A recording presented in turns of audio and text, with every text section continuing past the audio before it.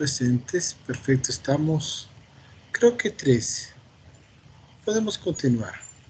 Ok, no sé, Melanie, Sandra y Dolores, no sé si me escuchan tal vez. Sí, profe, buenas tardes. ¿Cómo les va? Buenas tardes, gracias por estar presentes. Sabemos que es el día viernes, estamos, creo que inicio de primer mes de julio. A veces tenemos algunas otras complicaciones, pero de todas maneras estamos presentes. Gracias por estar ustedes nuevamente en esta tutoría. Vamos a revisar un tema muy importante como el de contrato de arrendamiento y también algunas otras definiciones que vamos conjuntamente con el Código de Trabajo y también el Código Civil a ir revisando, ¿sí? No sé si hay alguna pregunta, alguna inquietud al respecto sobre la materia que quieran tratar. Si no, voy a compartir pantalla. Perfecto. Vamos a compartir pantalla en este momento. Aquí lo tenemos de contrato de arrendamiento. ¿Sí? Vamos a ver. Usualmente la gente lo conoce, este tipo de contrato, que es el más utilizado, pero de todas maneras vamos a leerlo, dar un criterio respecto a esto. Si ustedes tienen alguna pregunta, alguna inquietud, las vamos absolviendo en el transcurso de la tutoría. Perdón. El contrato de arrendamiento. ¿Qué es el contrato de arrendamiento? Primero vayámonos a qué es el contrato. El contrato de un convenio, ¿sí? O contrato en virtud de cual una persona, ¿sí? Se compromete para con otra a dar a hacer una cosa.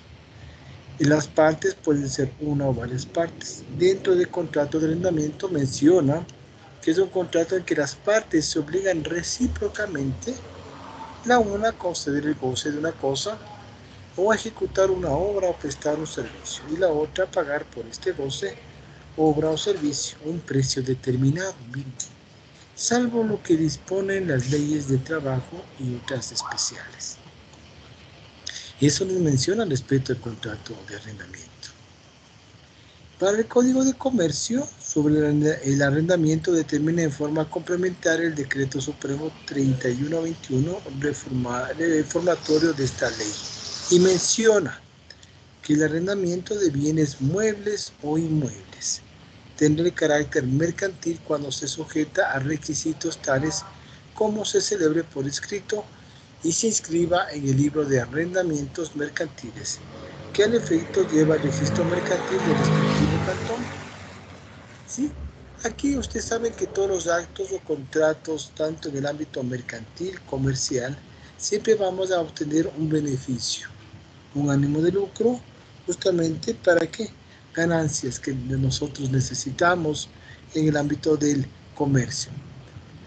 Luego menciona que el contrato de arrendamiento tenga un plazo inicial forzoso para ambas partes, que la renta a pagarse durante el plazo forzoso más el precio señalado a la opción de compra excedan el precio en que el arrendador adquirió el bien.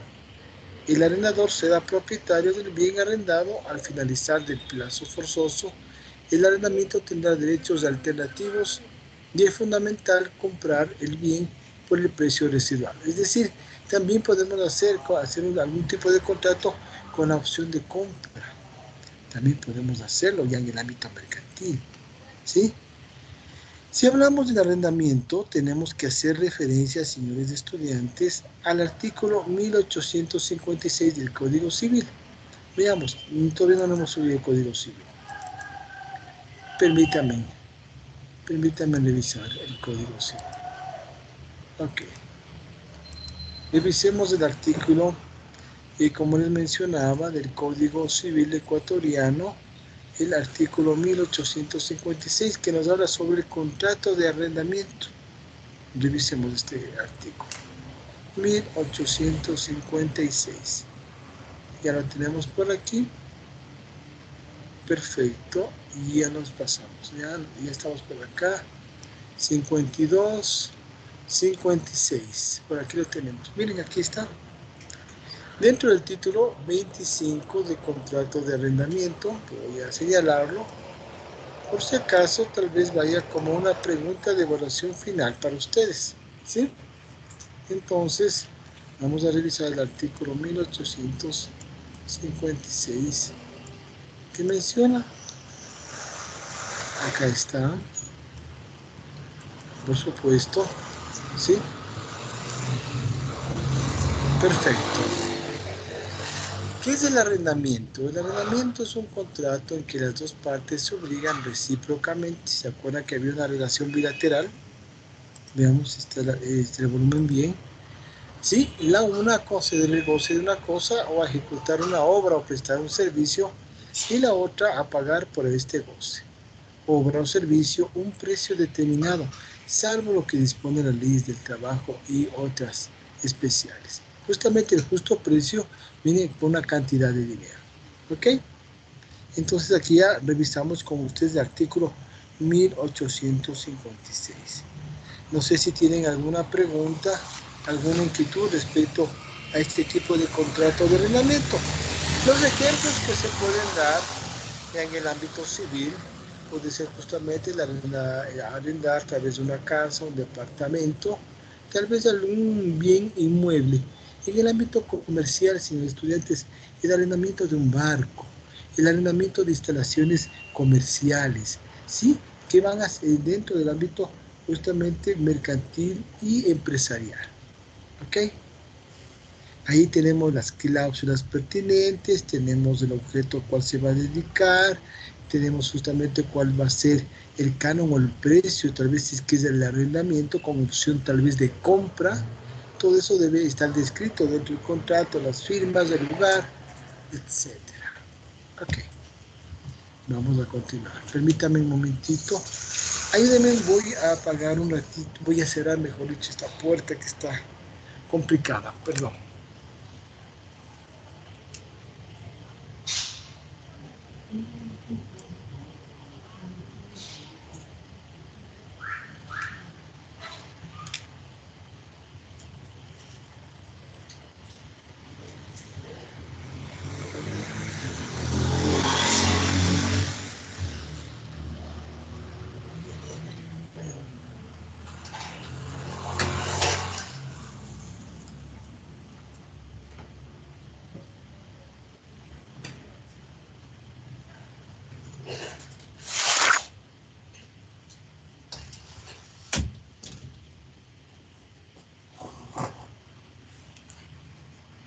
Perfecto, gracias.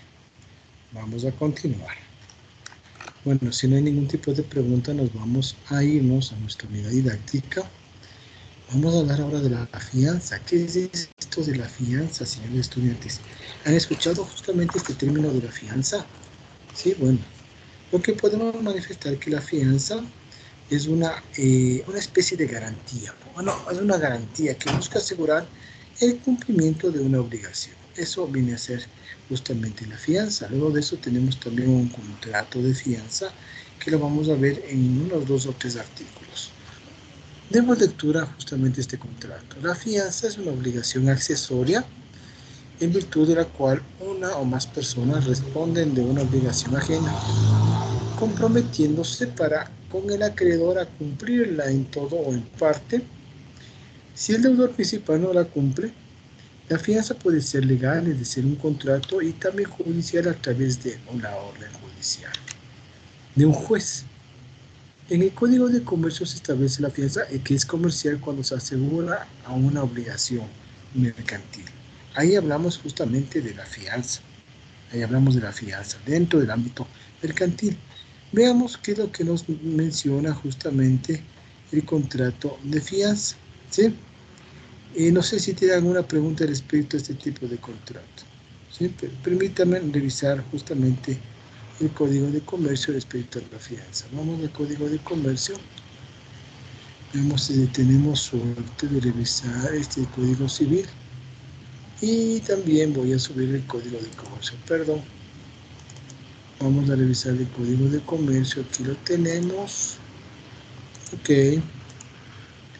Revisemos.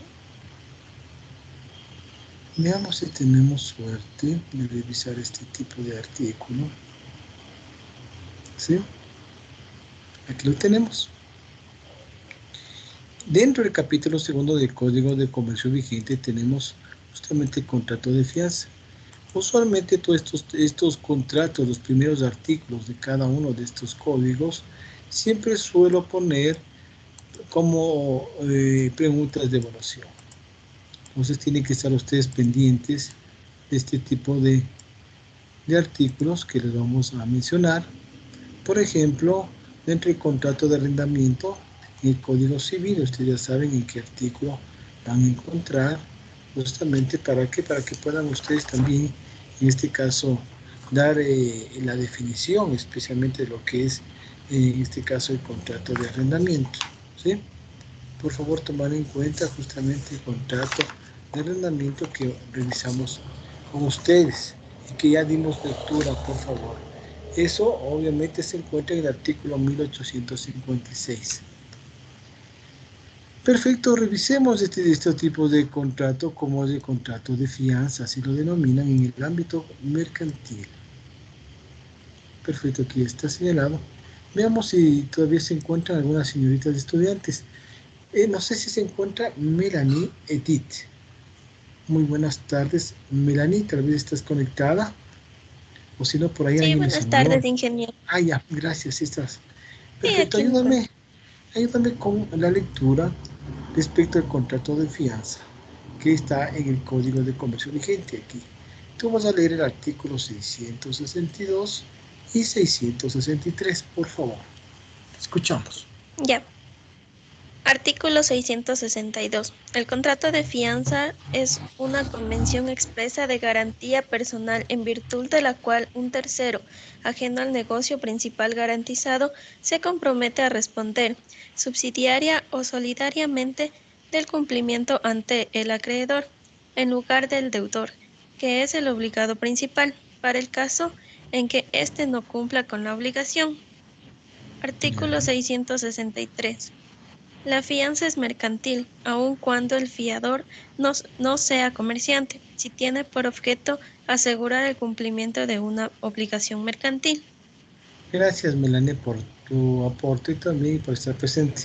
Miren el contrato de fianza, señores y señoritas estudiantes, tenemos que nosotros pasarnos. Yo voy a poner, según el artículo 662 del Código de Comercio vigente, ¿qué es la fianza? Les voy a poner justamente aquí está la definición. El contrato de fianza es una convención, ¿sí?, expresa de garantía personal, en virtud de la cual un tercero, ajeno al negocio principal garantizado, se compromete a responder subsidiaria o solidariamente del cumplimiento ante el acreedor en lugar del deudor, que es el obligado principal, para el caso en que éste lo cumpla con la obligación. ¿Se acuerda que a veces nosotros tenemos algunas personas que nos sirven de garantes? Más o menos esa es más o menos la figura.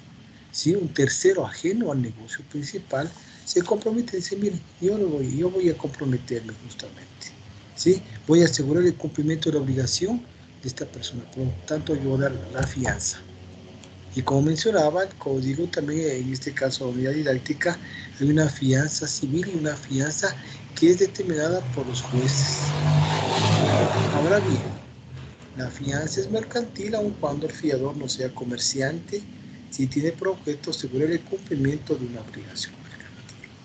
Ojo, de una obligación mercantil. Todas estas obligaciones se suponen, señores estudiantes, que son obligaciones lícitas, ¿sí? Es decir, apegadas a la norma, que son legales.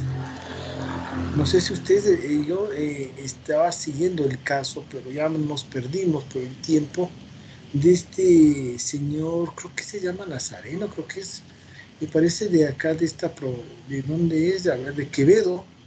No sé si ustedes saben, no sé, la última vez que supe algo de la noticia en Twitter era de que le habían detenido en Colombia con, era 50 o 200 millones, creo que con 50 millones. ¿Alguien de ustedes sabe qué le pasó a este señor? Si está fugado del país o era solamente informes así, o desconocen sobre estas noticias. Ahora que se me ocurrió preguntarles, ustedes que siempre están con la tecnología en la mano, ¿saben sobre esa situación de un señor que prestaba justamente en la ciudad de Quevedo y creo que fue estafado, según decían a medio Quevedo? ¿Es verdad o es mentira? Ustedes que están al tanto de las noticias, veamos que nos dice, no sé, ahorita si está todavía conectada Melanie, ¿sabes algo sobre eso? Hola, hola. ¿No? No, Inge, con Perfecto. certeza no sé Ya, muy bien qué no pasó. sé si Ajá. alguien, ustedes conoce sobre esto, lo que pueden informarles es que si hablamos de negocios lícitos, deben estar apegados a la normativa. Aquí, según lo que conocía, había justamente ya, me parece que la fiscalía había incautado los bienes y el dinero, pero de todas maneras él creo que logró fugarse. Mucha gente a veces invierte dinero, según lo que sabía, en este tipo de negocios, como fue hace algunos años, hablemos del notario Cabrera también hacía justamente préstamos a las personas. Estos casos de que ustedes escuchan de los chulqueros, es decir, cuando uno se tiene una necesidad emergente y los bancos no quieren prestar, los chulqueros están prestos para prestarle dinero, es decir, dinero a un porcentaje del 25%, no sé si será, creo que anual o mensual, entonces imagínense. Pero en el caso que le estoy mencionando, creo que él hacía una relación, si ustedes invertían $1,000, lo que recibían, según lo que escuché, creo que eran 1,900, creo que en un mes. Entonces la gente decía, perfecto, pues, si es así, qué bueno. Pero de todas maneras, según lo que ahora escuché, este señor creo que había fugado del país y creo que la mitad de Quevedo había invertido en eso y ahora se quedó sin dinero. No sé si era verdad. Ya voy a confirmar y les voy contando sobre ese caso en lo que estamos relacionando con el ámbito legal. Es decir, los negocios deben ser lícitos, apegados a la ley. Por más que les ofrezcan, en este caso, intereses grandiosos, ustedes saben que corren el riesgo justamente de ser estafados. Y es lo que pasa a mucha gente. Que en este momento, por la desesperación, tratan de ver la forma en cómo tener retribuciones económicas rápidas. Perfecto, entonces ya vimos la cuestión del artículo que nos mencionó su compañera. Luego leamos estos tres artículos que no son muy extensos y menciona sobre el contrato de fianza, que el contrato de fianza debe celebrarse necesariamente por escrito, cualquiera sea su importe. Es beneficioso hacerlo por escrito, siempre hagan cualquier tipo de alto contrato por escrito. Luego el artículo 665 manifiesta que el fiador puede estipular una retribución por la responsabilidad que toma sobre sí, eso ya es un acuerdo justamente entre ellos.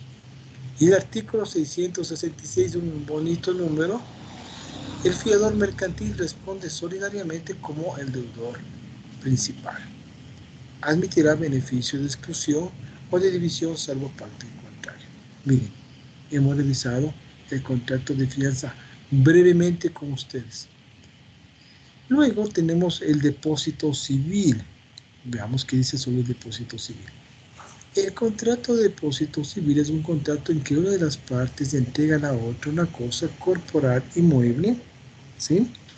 Corporal inmueble para que la guarde y la restituya en especie a voluntad del depositante. El Código de Comercio señala que para que sea comercial el depositante y depositario tengan calidad de comerciantes y que se haga consecuencia de una operación mercantil y además crea el depósito irregular, ¿sí? Vamos a otro tipo de contrato, señores estudiantes. Estamos revisando justamente con ustedes la unidad didáctica, ¿sí? ¿Qué dice la unidad didáctica respecto al fideicomiso? ¿Se acuerdan? Ustedes han escuchado esta palabrita de fideicomiso, ¿sí? También tenemos nosotros un fideicomiso justamente mercantil que está funcionando muy bien. Pero cuando hablamos del fideicomiso, tenemos que hacer referencia a la ley de mercado de valores. ¿Sí? Aquí también nace dentro del Código Civil. Un ejemplo práctico de fideicomiso, hablemos y tal vez de la fiduciaria, justamente es en virtud justamente de lo que menciona el Código Civil vigente, que voy a dar lectura en este momento, luego les doy el ejemplo. El código se nace en el Código Civil y Fideicomiso bajo el nombre de propiedad fiduciaria. Y vamos a ver por qué es fiduciaria. Entendiéndose similar a fideicomiso, así la propiedad fiduciaria es aquella que está sujeta al gravamen de pasar a otra persona por el hecho de verificarse una condición. ¿Sí? Este contrato se encuentra determinado en la Ley de Mercado de Valores y lo sintetiza como un contrato en que los constituyentes transfieren temporal o irrevocablemente la propiedad de bienes muebles o inmuebles corporales e incorporables a un patrimonio autónomo dotado de personalidad jurídica para que una entidad fiduciaria la administre y cumpla las finalidades específicas. Por supuesto. Ejemplo de que pasó en Uruguay y también un ejemplo acá en el Ecuador, respecto al fideicomiso y a la fiduciaria y a la administradora de fondos, que así se llama.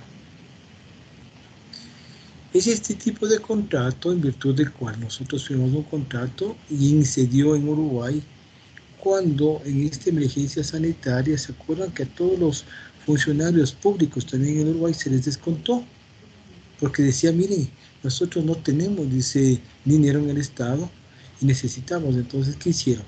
Descontarles a los funcionarios públicos un porcentaje, se me ocurre un 5 o 10% de cada sueldo, imagínense a nivel nacional. Pero ¿qué hizo justamente en esta emergencia el gobierno? Para que nadie tope justamente esos dineros, contrataron justamente a una empresa administradora de fondos o fiduciaria para que administre esos fondos con el objetivo de ¿qué?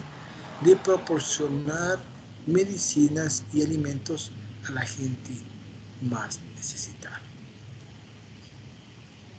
Perfecto. Entonces ya los políticos no toparon porque estaba una administradora de fondos o fiduciaria administrando los fondos. Iba justamente dando los fondos, comprando, en este caso las medicinas, a un costo justo y también comprando los víveres a un precio justo para entregar a toda la gente. Es interesante este tipo de administración de dineros. Entonces damos a una entidad fiduciaria, administra los fondos, llega justamente con las medicinas y llega justamente con toda la alimentación a la gente que más necesita. Ahí ya no meten las garras también los funcionarios del gobierno y tampoco los políticos de turno. Entonces funciona.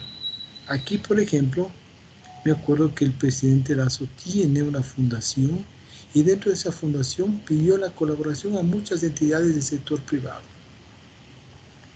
Pero para que nadie se vaya a robarse, así es la palabra, robarse dinero de estas donaciones que eran también por varios millones, ¿qué hizo? Justamente puso en una fiduciaria, hizo un contrato justamente de fideicomiso para que esta entidad administre los fondos y llegue justamente aquí, a las personas aquí en el Ecuador que más necesitan. Ha llegado con medicinas, ha llegado justamente con implementos médicos de esta fundación que hizo justamente la fiduciaria. Con eso no tenemos el riesgo que las personas tengan la tentación de llevarse lo que no les corresponde. Miren, entonces funciona. ¿Sí? ¿Qué les puedo decir más sobre la ley de mercado de valores en relación al fideicomiso mercantil? Que es un contrato por medio del cual uno o más personas llamadas constituyentes, estoy hablando de la ley de mercado de valores, o fideicomitentes, transfieren temporal o irrevocablemente la propiedad de bienes muebles o inmuebles, corporales o incorporales, que existen, ¿sí? O se espera que existan a una fiduciaria o administradora de fondos, lo administre y cumpla con las finalidades específicas instituidas en el contrato de constitución, bien sea a favor del propio constituyente, es decir, los réditos económicos, o de un tercero llamado beneficiario. Es interesante este tipo de contrato. Por supuesto, hoy está vigente aquí en el Ecuador. Perdón. Luego tenemos justamente el contrato de sociedad. No sé si tienen alguna pregunta, alguna inquietud, señores estudiantes. Hablamos del contrato. La sociedad para el Código Civil es un contrato en que dos o más personas estipulan poner algo en común, con el fin de dividir entre sí los beneficios que de ello provengan. La ley de compañías permite la creación de 5 diferentes tipos de compañías en base al concepto primigenio del Código Civil. Es necesario que el estudiante profundice en estas definiciones con el estudio del Código Civil y otras leyes que tienen para entenderlas a cabalidad. ¿Cuáles son? El Código Civil y también el Código de Comercio vigente. ¿Sí? No es muy complicado, en este caso, cuando ustedes van realizando las investigaciones sobre estos temas y van también revisando la normativa. Con eso ustedes ya tienen un criterio más amplio. Hemos revisado justamente este antecedente. Veamos que esta es la primera parte. ¿Cuál es el objetivo de haber estudiado esta primera parte? El objetivo es identificar las concepciones básicas de cada contrato mercantil para su correcta aplicación en negocios productivos y la venta de bienes y servicios. Ahora también los objetivos es reconocer las consecuencias legales de los contratos mercantiles para que en sus cláusulas integrantes se garantice su cumplimiento y en caso de litigio prevea un arreglo que beneficie a las partes.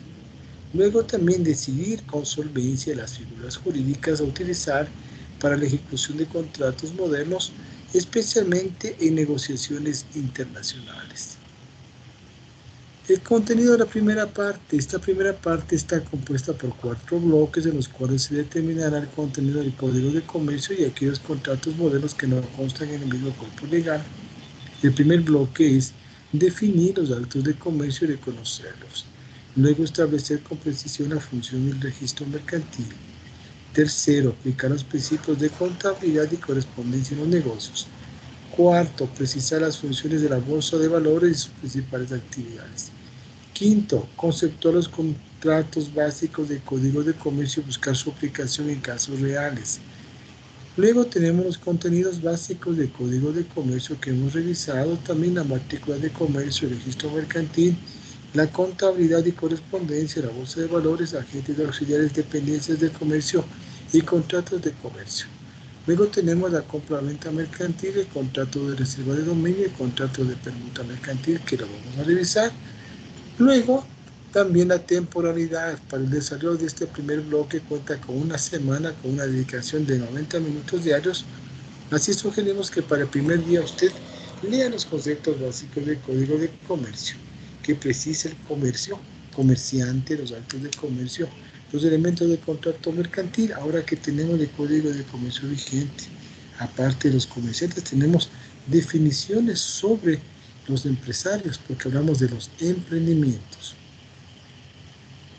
Menciona que los ejercicios practicados por los tutores y aquellos programados para su desarrollo. El segundo día proceda con el estudio de la matrícula de comercio, el registro mercantil, la contabilidad y la correspondencia. De la misma manera, sugerimos que dedique 90 minutos diarios a su estudio y proceda a revisar los ejercicios que han planteado sus tutores y aquellos que los deberán resolver personalmente. Para el tercer día, su estudio se concentrará en la bolsa de comercio, los títulos valores que se negocian en la bolsa de valores, las funciones de la bolsa de valores, las funciones de los corredores de la bolsa de valores, de los martilladores, los factores y dependientes de comercio, hasta las previsiones. Eso vamos a revisar con ustedes. Los días cuarto y quinto, su estudio se concentrará en los 3 primeros contratos, la compra-venta mercantil, la venta con reserva de dominio y la permuta. Ahora iniciaremos con el estudio del primer bloque con los conceptos principales como son código. ¿Qué es el código? Una compilación de leyes, normas que se encuentran escritas en un documento. ¿Qué es el comercio? Aproximación de productos del consumidor, así tan fácil y en este caso muy en forma señalada, precisa, ¿no? Luego el contrato, como hemos mencionado varias veces, es el convenio, es el acto por el cual una de las personas se compromete para con otra a dar, a hacer o no hacer. Cada persona puede ser una o varias partes. Esto según el artículo del Código Civil. Luego tenemos la compraventa mercantil, que recién acabamos de revisar con ustedes, que se encuentra en el artículo 296 del Código de Comercio. Menciona que la compraventa mercantil es un contrato por el cual una persona, sea o no propietaria de la cosa objeto de la convención, se obliga a entregarla o hacerla adquirir en propiedad a otra que se obliga por su parte a pagar un precio convenido. Para que alguna condición de mercantil es necesario que ver sobre una cosa mueble que se le haga con el ánimo de vender, de permutar, es decir, cambiar o arrendar estas mismas cosas obteniendo una ganancia o un lucro comercial. Siempre estamos viendo que todas las operaciones o actos o servicios mercantiles, señores estudiantes, en el ámbito comercial y mercantil, siempre vamos a tener una ganancia. Vamos a tener un incremento de lucro comercial, vamos a tener justamente lo que necesitamos, un precio, y eso se traduce justamente en lo que decimos réditos económicos. Luego también aquí dan definiciones más que en pastillas minúsculas respecto a la doctrina, y menciona que son conclusiones de los tratadistas que impuestos por la razón. ¿Qué significa la doctrina? Cuando nosotros estamos revisando justamente una normativa, estamos revisando una conceptualización, una definición, a esto se refiere con doctrina. Luego tenemos la figura jurídica o legal, que es un título que contempla la ley. Luego también hablamos de la jurisprudencia en el ámbito legal. Es una repetición uniforme de fallos emitidos por la Corte Suprema de Justicia. Y vemos la legislación, que es la forma de elaboración del derecho que comprende la creación misma de la ley. Y la ley, que según aquí han puesto, es del artículo número 1 del Código Civil vigente, que menciona que la ley es una declaración. Aquí falta, la ley es una declaración de la voluntad soberana que manifestada en la forma prescrita por la Constitución manda, prohíbe, permite. Tenemos leyes mandatorias, prohibitivas y permisivas. Explicación y ejemplo justamente de cómo van a ser, en este caso, las evaluaciones, y que nos trae justamente esta unidad didáctica. Miren, aquí tenemos algunos ejemplos de reactivos. Y menciona aquí la pregunta: frente a cada definición, escribe el concepto correspondiente. Frente a cada definición, escribe el concepto correspondiente. Aquí nos menciona arte y práctica de cambio. Entonces, tenemos que el arte y la práctica del cambio se refiere al comercio. Vamos a ir señalando lo que vamos revisando con ustedes, ¿sí? Entonces, cuando en un momento se les pregunte a ustedes qué es el comercio, también pueden decir que es el arte y práctica del cambio, oferta y demanda. La actividad que se relaciona con la mercadería. Esto es hablemos una raíz latina que es el cum y el mera. Así se habla, ¿sí? Dentro de las mercaderías. Luego la tercera, vamos a señalarla. Se menciona que hace del comercio su profesión habitual.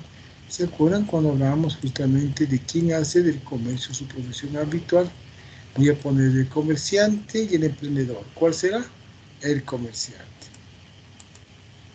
Luego también menciona la unidad didáctica que verse sobre una cosa mueble y se haga, dice, con ánimo de vender, permutar o arrendar. ¿Qué es?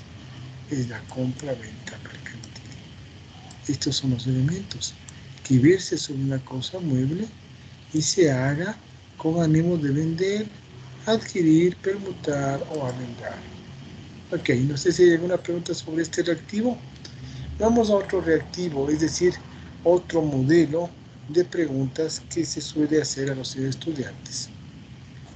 La matrícula de comercio desarrolla y dice un mapa conceptual que haga relación al respecto. Y es lo que a veces se les pide a ustedes, pero creo que en hace unos 2 semestres habían estudiantes que hacían muy bien justamente este tipo de mapas conceptuales. Se les ponía justamente el tema, la matrícula de comercio, y realizaban el mapa conceptual, es decir, un resumen y los elementos básicos de este tipo de definiciones. Matrícula de comercio, identificación del comerciante, ejercicio del comercio, capital mínimo $80 para la aprobación.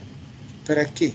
Para el giro de comercio que va a tener, el lugar donde va a ejercer el comercio, el nombre o razón social, ¿sí? La firma que se usará y determinación de su ejercicio, ¿sí? Ahora bien, vamos dentro, tenemos justamente el mapa conceptual que termina acá. Si es que tenemos justamente dentro de los requisitos de aprobación de la matrícula de comercio, tenemos la falta de inscripción y los requisitos según el juez de lo civil. Aquí también hay sanciones pecuniarias si no se cumple con esos requisitos, la descalificación de un contrato mercantil, el riesgo de declaración de ilegalidad y actos de comercio y la clausura del establecimiento, ¿sí? Si no se tiene justamente la matrícula de comercio. Luego tenemos otro tipo de reactivos. Revisemos brevemente esto para quedarnos hasta ahí. Con la tutoría tenemos los siguientes postulados. Y tenemos también ya las respuestas a estos postulados. Pregunta 1, o postulado 1. La contabilidad provee de información tal como estado de situación, pérdidas, ganancias e inventarios, ¿verdadero o falso? ¿Verdadero? 2. Otro postulado. En la contabilidad tiene interés el Estado para fines fiscales, ¿verdadero o falso? Verdadero. Tercero, el balance es la clasificación de diversos objetos. Ustedes que también conocen sobre esto. El balance es la clasificación de diversos objetos. ¿Es verdadero o falso? Falso. Cuarto, la contabilidad puede producir efectos jurídicos de acuerdo con la ley. ¿Verdadero o falso? Verdadero. Quinta, la obligación de llevar contabilidad se extiende hasta un año después de la liquidación del negocio. ¿Verdadero o falso? Falso. Sexta, cada comerciante puede disponer de su correspondencia, no importa si no la conserva. ¿Verdadero o falso? Falso. Séptima, la correspondencia no representa un medio de prueba. ¿Verdadero o falso? Falso. Así, miren, justamente son los reactivos que se pueden hacer para su evaluación final. Hemos de tomar algunas preguntas de aquí para que ustedes respondan en la próxima tutoría. Preguntas, señores estudiantes, al respecto. Adriana, Dolores y Melanie, gracias por estar presente. Si no hay preguntas, nos vemos la próxima tutoría para seguir revisando estos temas. Dolores, no sé si tienes alguna pregunta. Buenas noches. No, está muy muchas claro. Gracias. Perfecto, revisen Gracias. la unidad didáctica. Revisen la unidad didáctica. Ustedes si tienen alguna pregunta, vayan ustedes también, como mencionan las indicaciones, leyendo los temas. También, si es que en algún momento falta algún tema en especial de los trabajos individuales, pregúntenme y nosotros les respondemos en este medio que son las tutorías. Ok, entonces nos vemos la próxima tutoría. Descansen y sigan ustedes preparándose. Nos vemos una buena tarde y buena noche. Que les vaya bien. Hasta luego. Hasta luego. Gracias. Buenas noches, Ingrid. Nos vemos. Que les vaya bien. Hasta luego.